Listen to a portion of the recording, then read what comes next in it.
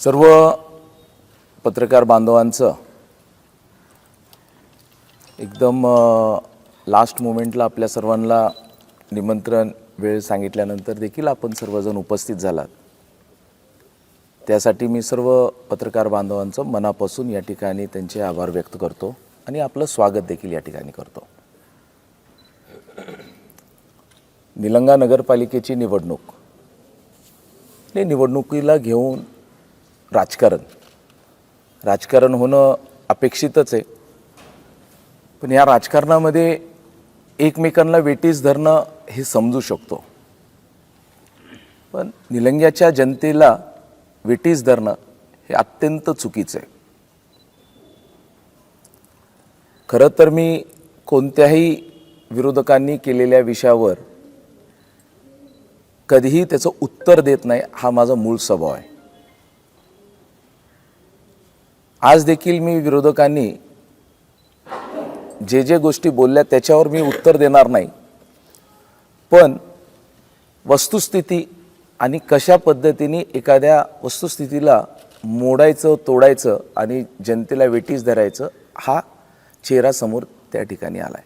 आम्ही बाळासाहेबांनी प्रवास करत असताना, बाळासाहेबांनी प्रवास करत असताना वचननामा लिहिला, त्यामध्ये बाळासाहेब आपलं वचननामामध्ये एक मुद्दा राहून गेला होता। आमच्या वचननामामध्ये एक मुद्दा राहून गेला होता, तो मुद्दा आता आम्ही त्याच्यामध्ये टाकणार आहे। आमची नगरपालिका आल्यानंतर कधीही निलंगा शहरामध्ये निलंग्याचा व्यापार बंद होणार नाही,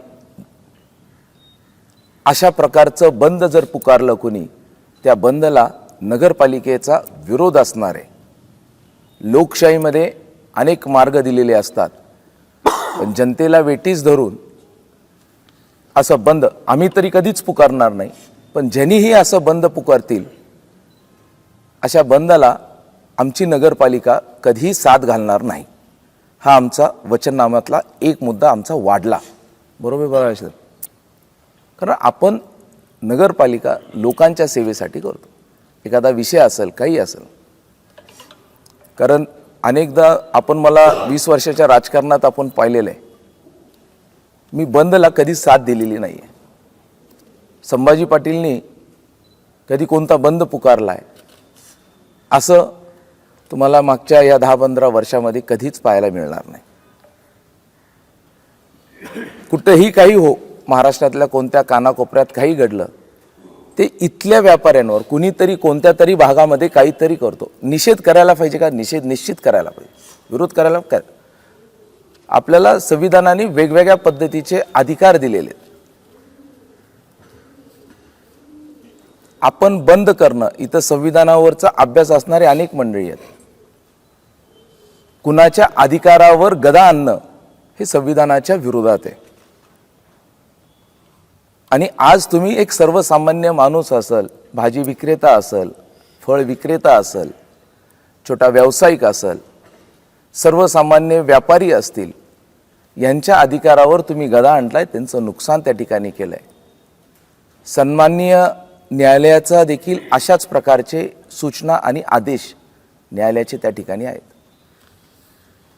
कुठं एखाद्या प्रॉपर्टीचं नुकसान होतंय, काय होतंय, हे जो बंद पुकारतो त्याच्या पैशातून वसूल करायचं असे आदेश सन्माननीय न्यायालयाने दिलेले आहेत।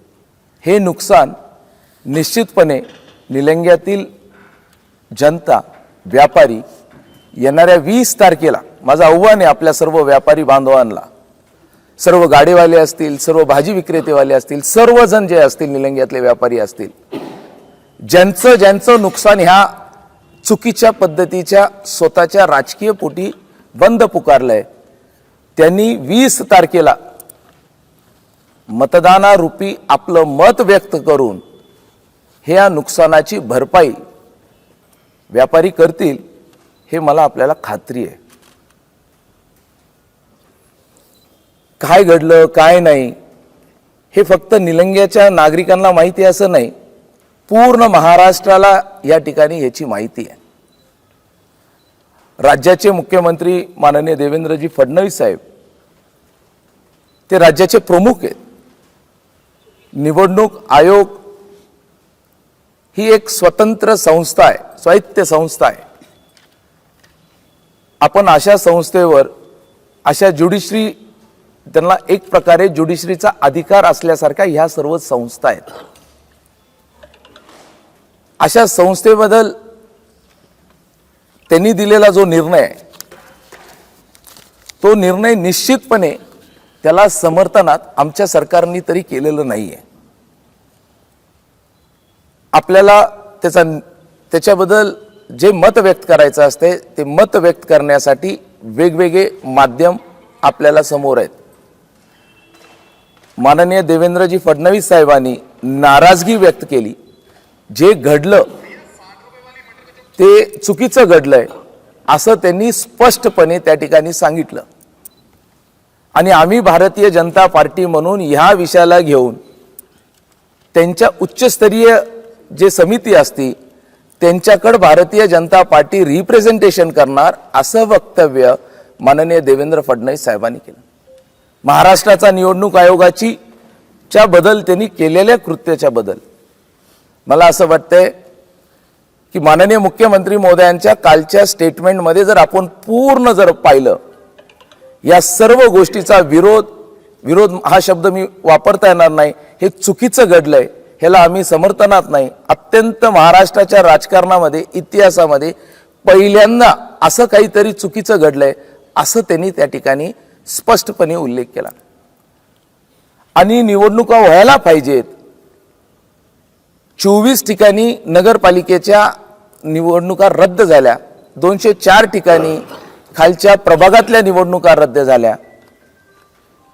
ह्याबद्दलची सविस्तर माहिती, हे होणं चुकीचं आहे, हे किती विरोधात आहे, हे महाराष्ट्रातल्या 288 आमदारांपैकी निलंग्याच्याच आमदारांनी त्यांना सांगितलं. हा उल्लेख निवडणुका व्हायला पाहिजे, टायमावर व्हायला पाहिजेत, लोकांचा वेळ गेला, सर्व गोष्टी त्या ठिकाणी गेल्या, जनतेला वेटीस धरलं चाललंय. हा विषय 288 आमदारांपैकी एकाच आमदारांचं त्यांनी नाव घेतलं आणि त्यांनी सांगितलं की या आमदारांचा रात्री फोन आला की सर्व निवडणुकींसाठी सज्ज आहे. 24 पैकी 2 नगरपालिका अशा आहेत की त्याच्या आरोनी असं स्टेटमेंट दिलंय की निवडणुका वेळेवर होणं योग्य आहे. जर निवडणुका पुढे ढकलल्या हे चुकीचं होईल असं फक्त 2 नगरपालिकेने त्या ठिकाणी सांगितले. त्याच्यातली एक नगरपालिका म्हणजे निलंगा आहे. अधिकृत त्याच्यातली जी कॉपी आहे निवडणूक अधिकाऱ्याची ती मी आपल्यापर्यंत सर्वांपर्यंत पोच करेल. काही जणांमध्ये काँग्रेस पक्षाचं पूर्वीपासूनचं एक धोरण आहे चुकीचा नॅरेटिव्ह सेट करायचा. ते करण्याचा प्रयत्न त्यांनी या ठिकाणी केला. जसं लोकसभेच्या वेळेस संविधान बदलणार असा नॅरेटिव्ह सेट करायचा प्रयत्न केला, संविधान खतरे में असा हे करायचा प्रयत्न केला. त्यापूर्वी तर मुस्लिम विरोधी भाजप आहे असा नॅरेटिव्ह सेट केलेला आहे. त्याचसोबत आता देखील आपण की निवडणूक कशा पद्धतीने मॅन्युक्युलेट, म्हणजे महाराष्ट्राचा निवडणूक आयोग हा निलंग्याच्या आमदाराच्या शब्दावरच चालतोय आणि त्यांच्या शब्दावर ह्या सगळ्या गोष्टी घडल्या असं त्या ठिकाणी सांगण्यात आलं. मला यावर एकच सांगायचं आहे की एक तर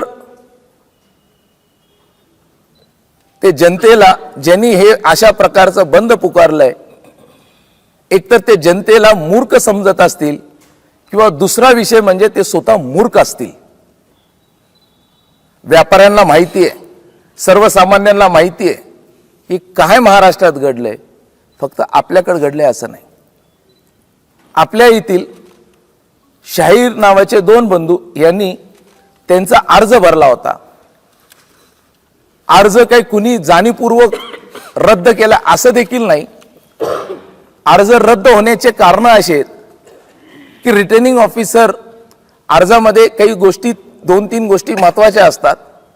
तुमचं यादीमधला क्रमांक, तुम्ही दिलेल्या जे तुमचे सूचक असतात त्यांचा क्रमांक, आणि त्याच्यातली सर्वात महत्त्वाची जी बाब असते की जी तुम्ही माहिती देतात तिथं तुम्हाला स्वतःला सही करावं लागते की जी माहिती आम्ही देतो ती पूर्ण आहे.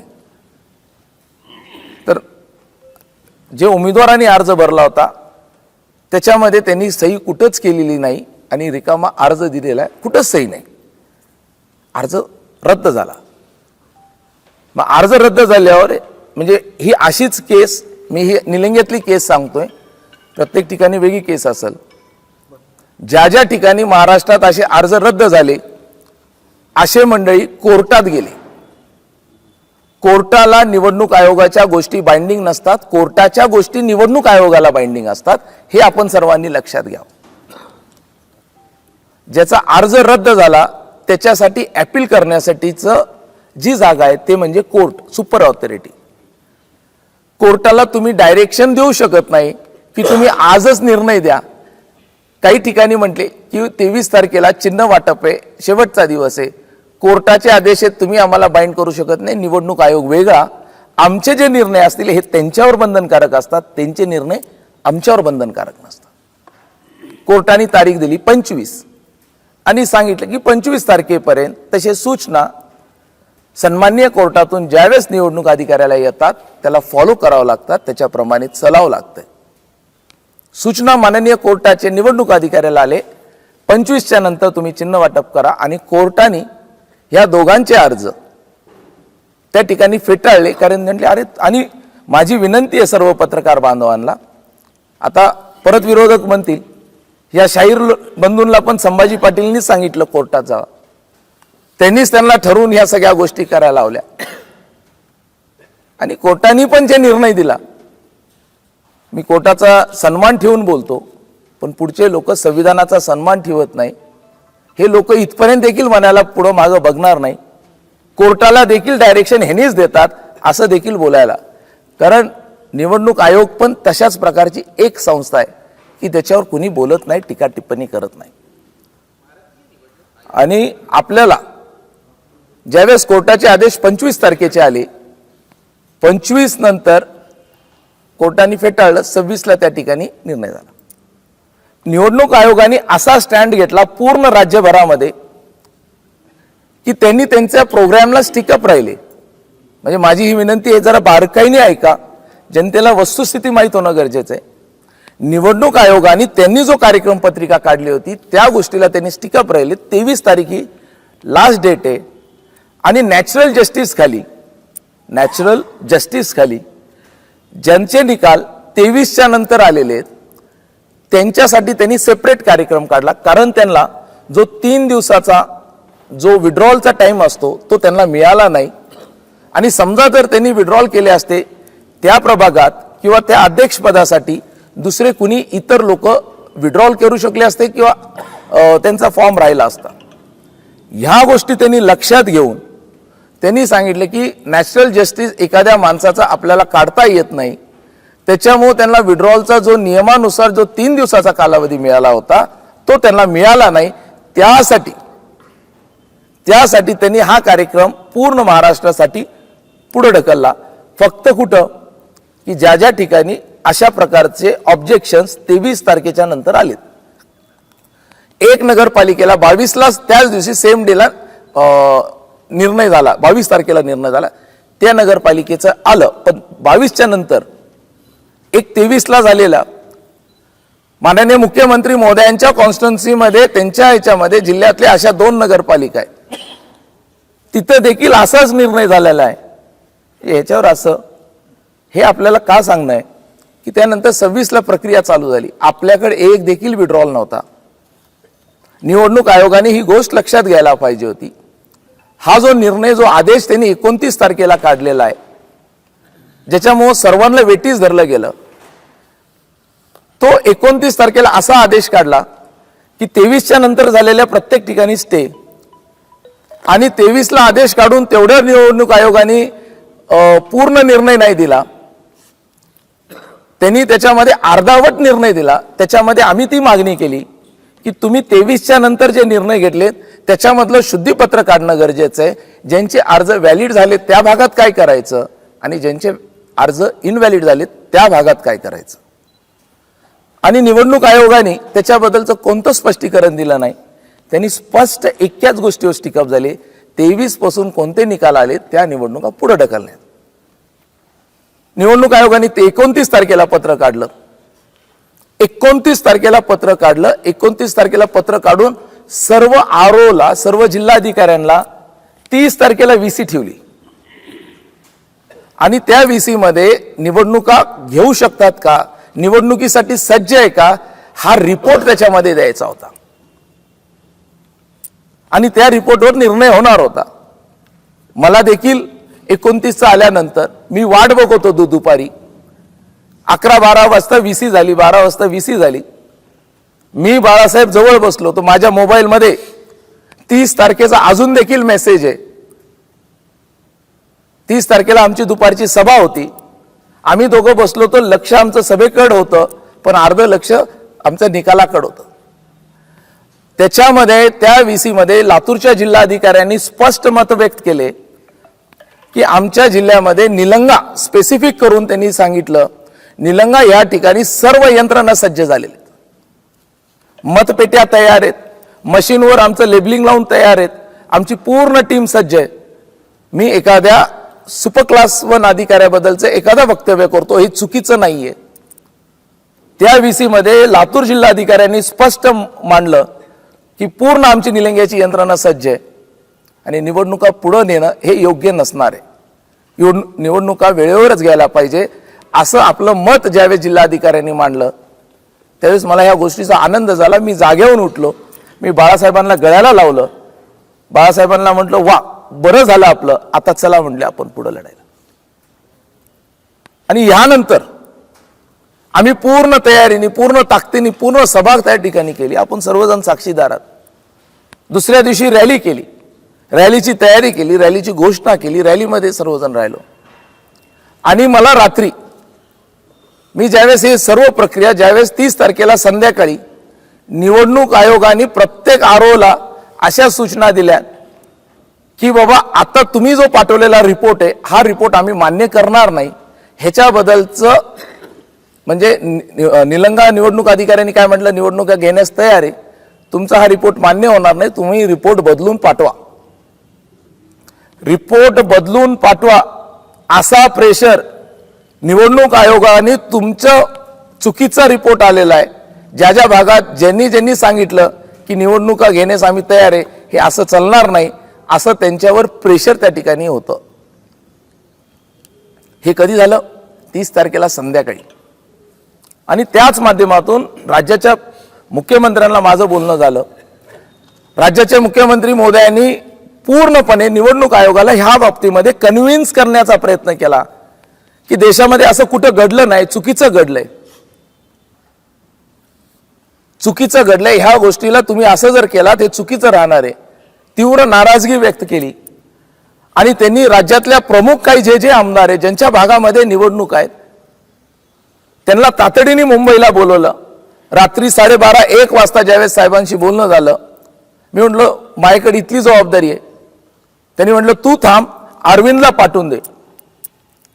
अरविंदांनी तिथले प्रसाद लाड असतील, दरेकर साहेब असतील, भारतीय जनता पार्टीचे आमदार सकाळी निवडणूक आयोगाच्या समोर 10 वाजता जाऊन, काल 1 वाजता जाऊन बसले.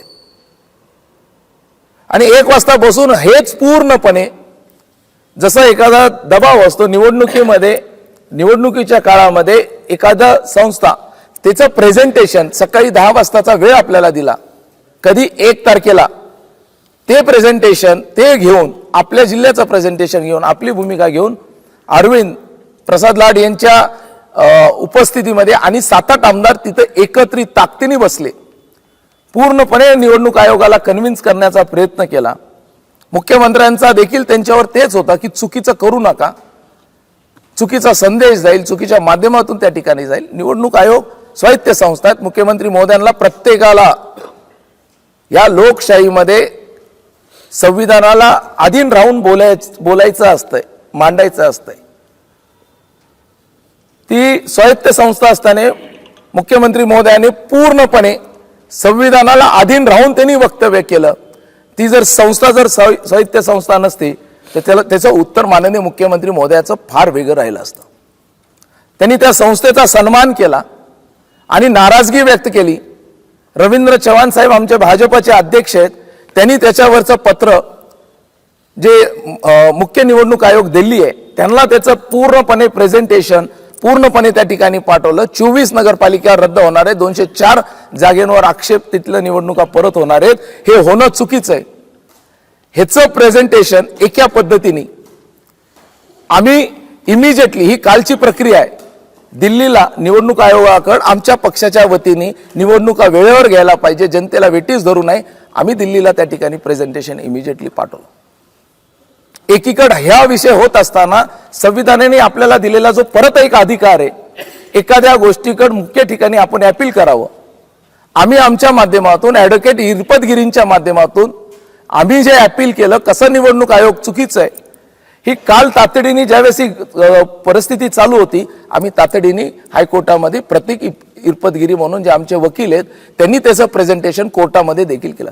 ह्या आपल्याला दिलेले अधिकार आहेत संविधान. हा देश जो चालतो हे कुणाच्या मनमानीमुळे नाही चालत. हा देश चालतो संविधानावर चालतो, संविधानाने दिलेल्या अधिकारावर चालतो आणि त्याला आपल्या डोळ्यासमोर ठेवून प्रत्येकाने कृत्य करायला पाहिजे असं मला वाटतं. जे निलंग्यामध्ये काल संध्याकाळी घडलं, ज्या पद्धतीने संविधानाचे बदल आणि मुख्य निवडणूक आयोगाबद्दल वक्तव्य करण्यात आलं, मी त्याचा निवडणूक आयोगाबद्दलची तीव्र नाराजगी व्यक्त करतो. आम्ही त्यांच्या समर्थनात नाहीये. फार चुकीच्या पद्धतीने राज्याच्या मुख्यमंत्र्यांनी जे बोललं ते योग्यच बोलले. पण मी आपल्या सर्वांना आवर्जून सांगतो, ह्यासाठी तुम्ही जनतेला वेटीस धरणं, तुम्ही तुमच्या राजकारणासाठी तुम्ही आमदाराला टार्गेट करून, मला टार्गेट करा ना, पण थेटपणे अशा पद्धतीचं जे वक्तव्य झालं, मी कुणा व्यक्तीचं नाव घेत नाही, पण ज्यावेळेस हमीद शेखने हरामखोर असे शब्द वापरावं का हो? हे शब्द कुणाला वापरले मला अजून मी ते एकदा बघणार आहे. तुम्ही पाण्याची शांतता असते ना, तुम्ही खळखळत पाण्याच्या जवळ जावा, पण शांत पाण्याच्या जवळ जायचं नसतंय कधी. आपल्याला लहानपणीपासून शिकवलेलं असतंय. संभाजी पाटलाचा खळखळत नाही हा शांतपणा आहे. जास्त जवळ येण्याचा प्रयत्न करू नका, ती खोलाई काय आहे ती तुमच्या लक्षात येणार नाही. असे शब्द, हरामखोर, अजून काय काय शब्द वापरले, हे असं वक्तव्य बरोबर नाहीये. काँग्रेसच्या नेत्यांनी वापरलेले शब्द, मला खरं आठवण स्वर्गीय विलासराव देशमुख साहेबांची आली आणि दोन नेतृत्वातला मला फरक जाणवला. अमित देशमुख आणि विलासराव देशमुख साहेब, मी काल त्यांच्यासोबत दिलीपराव देशमुख साहेब आणि धीरज देशमुख हे आम्ही एका व्यासपीठावर होतो. त्या व्यासपीठावर काँग्रेस पक्षाच्या नेत्यांनी गोडवे गायले की लातूरची संस्कृती एवढी चांगली आहे, लातूरमध्ये काही आम्ही सर्वजण असलं तर विकासाच्या मुद्द्यावर समन्वयाने आम्ही कोणत्या मुद्द्यावर एकत्रित येतो, सगळ्या गोष्टीचं त्यांनी गोडवे गायले. आपण असं बोलायचं आणि पुढचे जे आपले नेते आहेत ज्यांच्याकडे जिल्ह्याची जबाबदारी आहे त्यांनी असं वक्तव्य करायचं. माझं माननीय दिलीपराव देशमुख साहेबांना, कारण त्यांच्या खालचे जे दोघं आहेत त्यांना बोलण्यात काही अर्थ नाही किंवा त्यांना ती समज आहे माहीत नाही. स्वर्गीय विलासराव देशमुख साहेबांची आठवण का आली? त्या काळामध्ये त्यांनी जो जिल्हा अध्यक्ष दिला होता ते झवर काकासारखा जिल्हा अध्यक्ष दिला होता. आपल्याला आठवत असेल की त्यांनी ज्या पद्धतीने सुसंस्कृतपणा कशाला म्हणतात, संविधानाचा सन्मान कशाला म्हणतात, ह्या गोष्टी स्वर्गीय विलासराव देशमुख साहेबांनी तशा पद्धतीचे लोकप्रतिनिधी देऊन त्या ठिकाणी केला होता. आणि आज अमित देशमुखनी अशा पद्धतीचं, ते म्हणतात ना की फडफडत जो दिवा बुजणार असतो तो शेवटी फडफडतो, हे काँग्रेसचं फडफड नाही, विजण्याची तयारी आहे, अशा पद्धतीचं त्यांनी वक्तव्य केलं. आणि मी काल भाषण ऐकलं हमीदचं, माझ्यासोबत 10-15 वर्ष काम केलं. मला कधी हे अपेक्षित नव्हतं. निवडणुकीमध्ये आम्ही सर्वांनी संयम ठेवला, विचारिक मुद्द्यांवर बोललो. सर्वात मोठा अहंकार हा रावणाचा होता. असं म्हणतात की सर्वात मोठा अहंकार जो कुणाचा होता हा रावणाचा होता. पण ह्या माणसाच्या अहंकारापुढं मला रावण देखील छोटा वाटत होता असं मला दिसलं. एवढा अहंकार. हा अहंकार कशाचा? अमित देशमुखाच्या बळावरचा, कुणाच्या बळावरचा, कशावरचा? फक्त राजकारणामध्ये आपलं कसं चालल ह्याच्यातून निवडणुका कशा पुढे घेतील. आणि इथं बसलेत बाळासाहेब, हे सगळे आम्हाला माहिती आहे, विसरू नये.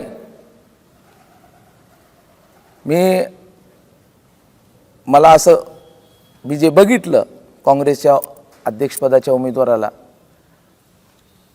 की तो समाजाच्या काही जे काही परंपरा आहे तो पाळतो. प्रत्येकाने आपापल्या धर्माचं पालन करावं ह्याबद्दल आम्ही आणि इतरांनी त्याच्याबद्दल देखील सन्मान ठेवायला पाहिजे. आपला स्वतःचा आपण स्वतःच्या धर्माबद्दलचं प्रेम राहणं हे चुकीचं नाही आहे, पण इतरांबद्दल इतर धर्माबद्दल कधीही चुकीचं द्वेष भावना राहू नये हे मला वाटतंय आणि तो पालन करतो. इथं आमचे काही मुस्लिम पत्रकार बांधव आहेत. मला वाटत होतं त्या काँग्रेसच्या ह्याच्यामध्ये बाकीच्यांना काही कळत नाही, संविधान कळत नाही, बोलायचं कळत नाही, काही अक्कल नाही. पण ह्या माणसाला किमान मी एवढ्या दिवसातून बघितलेले कायद्याचा चांगला अभ्यास आहे, कागदोपत्री न्यायालय कसं असतंय, कोर्ट कसं असतंय ह्याचा पूर्णपणे अभ्यास आहे. माझं काँग्रेसच्या अध्यक्षाच्या उमेदवाराला माझं त्यांना म्हणणं आहे की तू मुस्लिम समाजाचा एक कार्यकर्ता आहे, समाजात मुस्लिम धर्म तू पालन करतो. तू काल त्यांनी जे वक्तव्य, मी तू म्हणण्यापेक्षा बघा आमची एवढी आम्हाला असं वाटतं आम्ही त्यांनी जे वक्तव्य केलंय, आमच्यामध्ये भगवद्गीता ही सर्वात मोठी आमची धर्म आम्ही हे मानतो. त्यांनी कुराणवर हात ठेवून सांगावं की जे त्यांनी वक्तव्य केले हे बरोबर होतं. ह्यामध्ये या पूर्ण गोष्टीला घडामोडीला लोकप्रतिनिधी आम्हाला हे त्यांनी जे आमच्यावर बोललं हे त्यांनी कुराणवर हात ठेवून सांगावं हे बरोबर होतं. ह्याच्यामध्ये संभाजी पाटलाचा कुठंतरी संबंध आहे, माझा कुठं जरी काडीचा संबंध आहे, त्यांनी हे बोलून दाखवावं, सिद्ध करून दाखवावं की ह्या सगळ्या गोष्टी जे महाराष्ट्रात निवडणूक आयोगाने जे घडल्या हे माझ्यामुळं झालं. राजकारण सोडून देईल. मला ह्या गोष्टीमध्ये एवढंच वाईट वाटले. टीका टिप्पणी करा तुम्ही, मी त्याच्याकडे जास्त लक्ष देत नाही. पण आज जे निलंग्याच्या व्यापाऱ्यांना, निलंग्याच्या सर्वसामान्य ह्यांचा काय दोष हो? काय त्यांचं चुकलंय? त्यांना ह्याची माहिती आहे का? निवडणूक आयोग तिथं बसलाय. आपण निषेध करा ना, निषेध काळ्या पट्ट्या बांधून आपण सर्वांनी व्यापार करा. आमचं आजचा दिवस निवडणूक आयोगाने जे काय कृत्य केलं असेल, आम्ही शांततेत, आम्हाला पसंत आलं नाही, तुम्ही व्यक्त होऊ शकतात, मांडू शकतात, नाराजगी मांडू शकतात. वेगवेगळे माध्यम आहेत आपल्याला. पण हातावरचं पोट असणाऱ्या लोकांना अशा पद्धतीने आपण वेटीस धरणं हे चुकीचं आहे. आणि आमचा एक जो मुद्दा वचननाम्यातला राहून गेला होता, आम्ही निलंग्यामध्ये अशा प्रकारचं बंद, कोणता जरी समजा असा एकदम क्रुशियल विषय आला, व्यापाऱ्यांशी संवाद करून कोणताही निर्णय असा आला की ज्याच्यामुळे व्यापाऱ्यांवर अडचण निर्माण होणार आहे, त्यांच्या पोटावर गदा येणार आहे, असा कोणता जरी विषय आला, असा कोणताही प्रसंग आला, सर्व व्यापारी बांधवांच्या संमतीनेच आम्ही असा भविष्यात देखील निर्णय घेऊ. वचननाम्यामध्ये आज मी आपल्या माध्यमातून सांगतो, आमचा हा मुद्दा राहील. आमची नगरपालिका कोणत्याच प्रकारच्या बंदला समर्थन देणार नाही, हे देखील मी आपल्याला आज या माध्यमातून सांगतो. आणि ह्या 15-20 दिवसामध्ये आपण सर्वांनी आम्हाला मोठ्या प्रमाणात समर्थन दिलं, यासाठी मी आपल्या सर्वांचे आभार व्यक्त करतो. कुणाला या विषयामध्ये कुणाला काही विचारायचं असेल तर आपण विचार. मत असतं कोणत्याही निवडणुकीमध्ये, सर्वात महत्त्वाचं इंडिव्हिज्युअल लोकांचं मत नसतं. जो RO असतो, रिटेनिंग ऑफिसर, शेवटपर्यंत he is the head of all the decisions to be taken. मग त्या मुमेंटला even collector can dictate any terms on RO, हे नियम आहेत. त्याच्यामुळं ROनी जे प्रेझेंटेशन दिलं की निवडणुका पुढे ढकलू नये, ते प्रेझेंटेशन घेऊन की किमान जिथं निवडणुका घेण्यास तयार आहे हे प्रेझेंटेशन घेऊन अरविंद पाटील तिथं बसून होते. 29 तारखेला पत्र आला होता, त्या पत्रानुसारच कारवाई करण्यात आली पोलीसची, म्हणजे 1 तारखेचे रद्द करण्यात आला, पुढे ढकलण्यात आलं, 29 तारखेच्या पत्रावर करण्यात आला. तर त्या संदर्भामध्ये आपण निषेध किंवा यामध्ये निवडणूक अधिकारी चूक असं मानतो. आपण जरा उशिरा आलात तरी देखील मी त्याचं जे लेखी स्वरूपातलं त्याचं जे बंच आहे ते त्याच्यातलं पत्र मी आपल्याला देतो. निवडणूक आयोगाचं पत्र 29ला आलं. निर्णय त्यांनी आता काल 1 तारखेला निवडणूक आयोग, मुख्य निवडणूक आयोगाने दिल्यानंतर मग रिटर्निंग ऑफिसरनी आपली प्रेस घेतली. त्यांना तो अधिकार नव्हता. वर मुख्य निवडणूक आयोगाचं पत्र त्यावेळेस आलं, हे पत्र मी आपल्याला देतो. त्यानंतर हे पत्र 29 तर नाही आहे, हे पत्र 1 तारखेचं. 29 तारखेला पत्र आलं, 30 तारखेला VC ठेवली. त्याच्यानंतर VC मध्ये आपली भूमिका स्ट्रॉंग होती. त्या VC मध्ये कलेक्टरनी आपल्यासारखंच सांगितलं की निवडणूक घेणं योग्य आहे आणि आम्ही सज्ज झालो, आम्ही तयारीत लागलो. आणि परत त्याच्यानंतर 30ला संध्याकाळी 7:30-8 वाजता त्यांनी क्लेरिफिकेशन दिलं की मी एकदा जे पत्र काढले त्याच्यात बदल होणार नाही आणि उद्या मी त्याच्यावर बैठक घेणार आहे. हे का सांगतो, याचं मागचं कारण असं आहे की सर्व पक्षी त्या ठिकाणी चौकात येऊन निषेध व्यक्त करत असताना भारतीय जनता पार्टी कोण दिसलं नाही, हे संभ्रम निर्माण झाला होता, त्याच्यामुळे तो विचारला प्रश्न. नाही, हे बघा, निवडणुकीचे ज्यांचे लोक निवडणूक पूर्ण मेहनत लोकांपर्यंत गेलेलं, मतदारपर्यंत गेलेलं, प्रचार केलेला, अहो मला एक सांगा, राज्याच्या मुख्यमंत्र्यांनी स्पष्टपणे सांगितलं की रात्री ह्या माणसाने, हे बघा 288 पैकी किती जणांचं त्यांनी सांगितलं, पण फक्त निलंग्याच्या आमदाराचं नाव घेऊन सांगितलं. यांनी रात्री फोन केले, मला सांगितले आम्ही तयार आहेत, आम्ही सज्ज आहेत, आणि अत्यंत त्याच्याबद्दलचं खेद व्यक्त केलं. हे चुकीचं परसेप्शन हे क्रिएट करणं हे एकदम चुकीचं आहे. आणि हे जरी ह्या सर्व गोष्टीला आपण पत्रकारात माझी आपल्याला विनंती आहे, पत्रकारितेमध्ये पूर्ण डिटेल माहिती घेऊन मी काय म्हणतो ह्याला महत्व नाहीये, कुणी काय म्हणतं ह्या गोष्टीला महत्व नाहीये, ह्यांनी अशी टीका केली म्हणून मी अशी टीका करणं हे अत्यंत चुकीचं आहे. पत्रकार महोदयांनी आपल्याला जी ऍक्च्युअली जी माहिती असते, आपले सर्व प्रश्न, आपल्या सर्व बाबतीत माहितीच्या आधारावर, उद्या कुणी काही बोलल, देवेंद्रजी तेच म्हटले उद्या कुणी जाईल, आजपर्यंत कधी कुणी असं झालं नाही.